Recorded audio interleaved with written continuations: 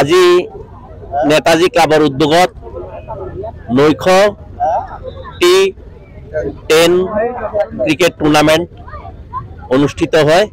সেই cricket tournament 35টা টিমে অংশগ্ৰহণ কৰে আৰু এই খেলখন আমি বহুত দিনৰ পৰাই পাতিম বুলি আশা কৰি আছিলোঁ। পিছত আমি অনুষ্ঠিত কৰিছোঁ আৰু সকলো সংগঠনৰ সকলো বিষয়ববীয়াসকলে আমাক এই খেলখন পৰিচালনা কৰাত বহুতো সহায় সহযোগিতা আগবঢ়াইছে আৰু খেলখন অনুষ্ঠিত হৈছে লাঙিন হাই ছেকেণ্ডাৰী খেলপথাৰত। আৰু আজি উদ্বোধনী খেলত আমাৰ বহুতো আমন্ত্ৰিত অতিথি আছিল, তেখেতসকলো আহিছে, আহি আমাক সহায় সহযোগিতা আগবঢ়াইছে। নেতাজী ক্লাবৰ যি উদ্যোগত হৈছে তেখেতসকলে বিষয়ববীয়া যি উদ্যমী হিচাপে তেখেতসকলে এই খেলখন চলাবলৈ আগবাঢ়িছে, নথৈ শলাগিবই লাগিব। তেখেতসকলৰ প্ৰশংসাৰ যোগ্য, কাৰণ এই লাংহিন অঞ্চলত তেনেকুৱা এটা খেল বা ক্ৰিকেটৰ খেলটো আমি ক'বলৈ গ'লে প্ৰাণ পায়েই উঠা নাছিলে। তাৰমানে এইটো ক্ৰিকেট আগত আছিলে, হ'লেও মাজত নথকা নিচিনা হৈছে।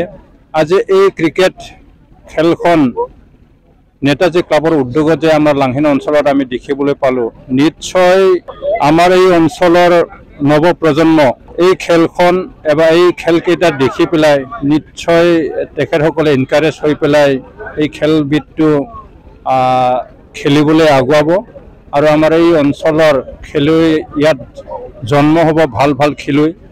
মই তাকে কামনা কৰিছোঁ যাহাতে যাৰ স্মৃতাৰ্থে তেখেত নেতাজী ক্লাবৰ কৰ্মকৰ্তা আৰু বিষয়ববীয়াসকলে এইটো আগুৱাই নিছে, তেখেতসকলক প্ৰশংসা কৰিবই লাগিব।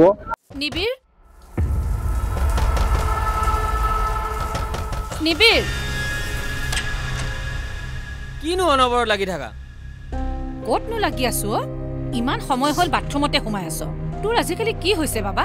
কথা এটাও ভালকে নাপাত।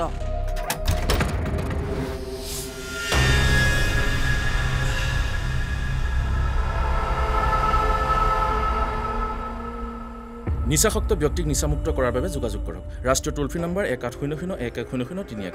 জিলা প্ৰশাসন আৰু জিলা সমাজ কল্যাণ বিভাগ, কামৰূপ মহানগৰ, অসম চৰকাৰৰ দ্বাৰা জনহিতাৰ্থে প্ৰচাৰিত।